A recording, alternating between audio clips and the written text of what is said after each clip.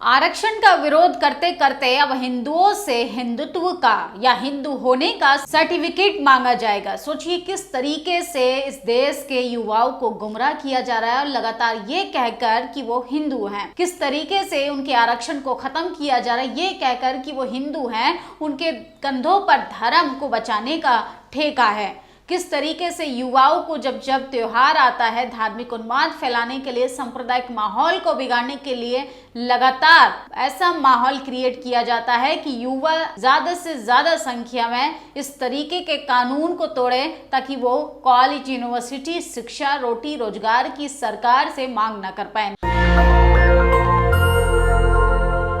नमस्कार, मैं निधि रतन और आप देख रहे हैं नेशनल दस्तक। सोचिए नवरात्रे शुरू है, आज नवरात्रे का पहला दिन है, लेकिन क्या आप ये इमेजिन कर सकते हैं कि गरबा खेलने के लिए या गरबा पंडाल में जाने के लिए आपको गोमूत्र से पहले आपका शुद्धिकरण होगा, गोमूत्र से छिड़काव किया जाएगा और उसके साथ साथ माथे पे तिलक लगाकर अब आपको सर्टिफिकेट देना पड़ेगा कि आप हिंदू हैं। किस तरीके से त्योहारों को धर्म के नाम पर, जाति के नाम पर बांट दिया गया है। पहले त्योहार का मतलब होता था कि आप भाईचारा, सद्भावना, प्रेम को बढ़ावा दें, लेकिन जब से भाजपा सरकार आई है तब से हिंदुओं को भी सर्टिफिकेट देना पड़ रहा है कि वो हिंदू है। किस तरीके से बीजेपी लगातार मोनोपोली पर काम करती है। असल में भाजपा का जो हिंदुत्व का एजेंडा था वो कहीं ना कहीं अब फेल होता हुआ दिखाई दे रहा है। तमाम लोग इसकी आलोचना भी कर रहे हैं, लेकिन सोचिए मुसलमानों का जब रमजान होता है तो वो नमाज नहीं पढ़ सकता, प्रशासन के द्वारा उन पर लातें पड़वाई जाती हैं। और कैसे जब जब हिंदुओं का त्योहार आता है तो हिंदुओं को भड़काने के लिए मुसलमानों के खिलाफ किस तरीके से परपंच रचे जाते हैं ये लगातार जग जाहिर है। वहीं बात करें आरक्षण विरोधी बयानों पर तो लगातार सवर्ण समाज के लोग जो हैं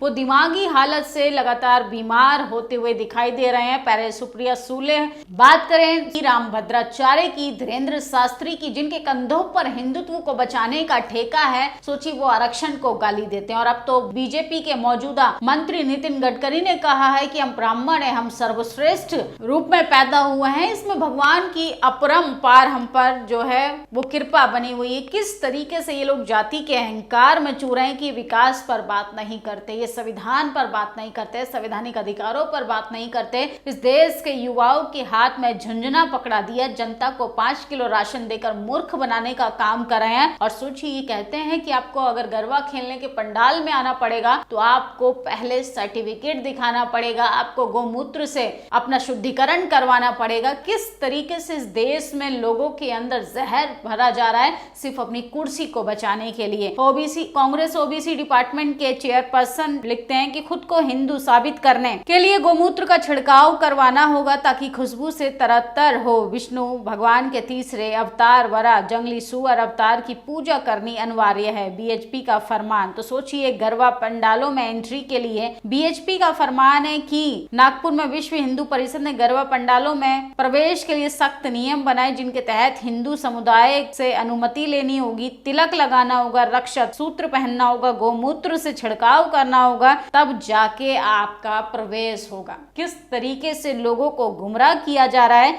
अरे धर्मांतरण की बात करते हो, आप ही के धर्म में अगर लोगों को समानता मिलती, प्रेम मिलता, भाईचारा की फीलिंग आती तो लोग आपकी धर्म को छोड़ने की सोचते तक नहीं। वही बात करें तो गरबा पंडाल में जिस तरीके से तिलक को लेकर और गोमूत्र को लेकर राजनीति की जा रही है, इस पर रोक लगनी चाहिए और प्रवेश द्वार पर भगवान विष्णु के 12 अवतार की तस्वीर लगाकर उनकी पूजा के बाद ही पंडाल में प्रवेश मिलेगा। तो सोचिए धर्म अब राजनीति का मुद्दा हो गया। धर्म अब किस तरीके से इन लोगों की एंटरटेनमेंट की चीज हो गई है। धर्म का मतलब होता था अच्छी चीजों को धारण करना, अपने अंदर के मैल को खत्म करना, लेकिन सोचिए बीएचपी किस तरीके से राजनीति करती है। वहीं धीरेन्द्र शास्त्री की बात करें तो पप्पू यादव ने लगातार लताड़ लगाई है। धीरेन्द्र शास्त्री सरकार प्रायोजित मार्केटिंग करते हैं, उनकी बातों को गंभीरता से नहीं लेना चाहिए। वो मूर्ख टाइप हैं जिनको ज्ञान और संस्कृति से कोई लेना देना नहीं।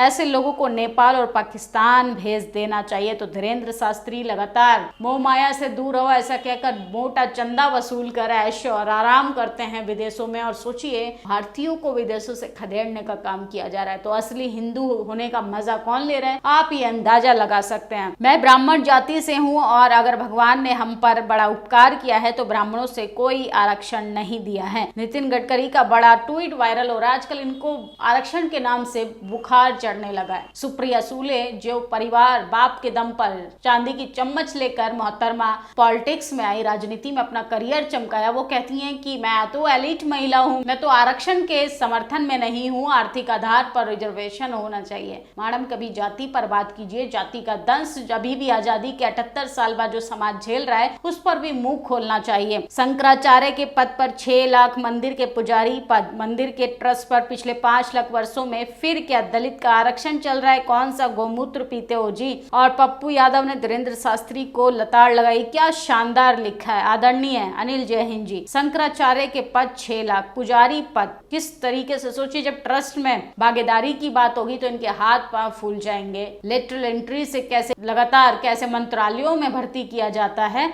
और कैसे ये सर्वोच्च पदों पर कब्जा कर बैठे हैं अपनी जाति के वर्चस्व को बचाने के लिए। और इनको बीजेपी के मौजूदा मंत्री को ब्राह्मण होने पे गर्व है। खुद को हिंदू साबित करने के लिए गोमूत्र का छिड़काव करना होगा। तो अनिल जयहिंद लगातार तंज कर रहे हैं। प्राइवेट नौकरियों में आरक्षण मिलना बहुत जरूरी है। सरकारी नौकरियां मात्र 3% है, जिसमें कुल आरक्षित पद ओबीसी, एसटी, एससी को मिलाकर मात्र 1.5% होंगे। बाकी 97 नौकरियां प्राइवेट में है जहां आपका प्रतिनिधित्व 0 है। लेकिन इनको कौन बताए, इनको तो आरक्षण को गाली देना है। वहीं बात करें देश के प्रधानमंत्री की तो उन्होंने 5% जीएसटी कम कर अपने आप को न जाने क्या समझने लगे हैं और किस तरीके से 100 चूहे खाकर बिल्ली हज को चली। नरेंद्र मोदी जी, आपकी सरकार में कांग्रेस ने सरल और कुशल जीएसटी के बजाय अलग अलग 9 स्लैब में वसूली कर गब्बर सिंह टैक्स लगाया। 8 साल में 55 लाख करोड़ से ज्यादा वसूले। अब आप 2.5 लाख करोड़ के बचत उत्सव की बात कर रहे हैं। जनता को गहरे घाव देने के बाद मामूली एड लगाने की बात करें, जनता कभी नहीं भूलेगी। आपने उनके दाल, चावल, अनाज, पेंसिल, किताबें, इलाज, किसाने, ट्रैक्टर, सब पर जीएसटी वसूला था। अरे आपने तो किताब से लेके कफन तक जीएसटी लगा दिया था और ये कह रहे हैं कि 5% जीएसटी कम कर हम आपको बचत उत्सव की बधाइयां दे रहे हैं। और सोचिए उत्तर प्रदेश में लॉ एंड ऑर्डर की धज्जियां उड़ रही हैं, कैसे बेटियां जो हैं वो असुरक्षित हैं। बहन शेरनी निकली, करारा जवाब दिया। आगरा में एक रेस्टोरेंट के बाहर तमंचा दिखाकर एक व्यक्ति ने युवती के साथ अश्लील हरकत करने की कोशिश की। रेस्टोरेंट के बाहर पीड़िता अपने दोस्त के साथ खड़ी थी। आरोपी ने युवती को जबरन साथ ले जाने के लिए कहा और 5000 रुपए लो और मेरे साथ चलो। तो सोचिए तमंचे के नाम पर लगातार किस तरीके से गुंडाई चरम सीमा पर है। लेकिन कौन बात करेगा? बात बात पे बुलडोजर चलाने वाले बुलडोजर बाबा, क्या उनको महिलाओं की असुरक्षा नहीं दिखाई देती? और मेरठ में महापुरुषों के मान सम्मान के लिए हो रहे कार्यक्रमों में बौखलाई उत्तर प्रदेश सरकार। आजाद समाज पार्टी के राष्ट्रीय महासचिव भाई रविंदर भाटी जी व उनके साथियों को मेरठ के दादरी मंडोरा क्षेत्र के बलपूर्वक हिरासत में ले लिया है। फिर रात से जेल भेजने की कार्रवाई सिर्फ गैर कानून नहीं बल्कि तानाशाही का प्रतीक है, लोकतंत्र का अपमान है। तो बहुजनों को जेल भेजा जा रहा है जो सत्ता से सवाल करेगा, जो सत्ता से ये पूछेगा कि आखिर 85% लोगों को राशन देकर कब तक बहकाते रहेंगे, कब तक हिंदू के नाम पर उनका मूर्ख बनाया जाएगा। कभी तो मुंह खोलिए मोदी जी। भाइयों और बहनों, तुम इंडियन लोग स्वदेशी खरीदो पहनो, लेकिन मैं विदेशी पेन, चश्मा, घड़ी पहनूंगा। अपना क्या है, अपन तो नॉन बायोलॉजिकल है ना जी। तो किस तरीके से देश के प्रधानमंत्री ने कल प्रेस कॉन्फ्रेंस की, उनकी फजीयत हो रही है। फिलहाल बड़ी खबर यह है कि नवरात्रि के पहले दिन बीएचपी ने ऐसा फरमान जारी किया कि इस देश में कानून, लोकतंत्र की धज्जियां उड़ाई जा रही हैं। आपको गोमूत्र से छिड़काव करना होगा, आपको जनेऊ दिखाना पड़ेगा और आपको अपनी आइडेंटिटी दिखानी पड़ेगी कि आप हिंदू हो, वो भी अपर कास्ट हिंदू। दलित तो लगातार पिट रहा है। दलितों को 5 किलो राशन देकर लाइन में लगाया जा रहा है। खाद के लिए किसान लगातार मार खा रहे हैं। देश के प्रधानमंत्री मंचों से अभी भी बकलोलियां कर रहे हैं। आपकी क्या प्रतिक्रिया है कमेंट बॉक्स में जरूर बताइए। शुक्रिया। नेशनल दस्तक की आपसे गुजारिश है कि अगर इसको बचाना चाहते हैं तो नेशनल दस्तक को सब्सक्राइब करने के लिए रेड कलर के सब्सक्राइब बटन को दबाएं, फिर बेल आइकन की घंटी दबाएं। नेशनल दस्तक को बचाने के लिए बहुत जरूरी है कि हर खबर को शेयर करें, लाइक करें, कमेंट जरूर करें।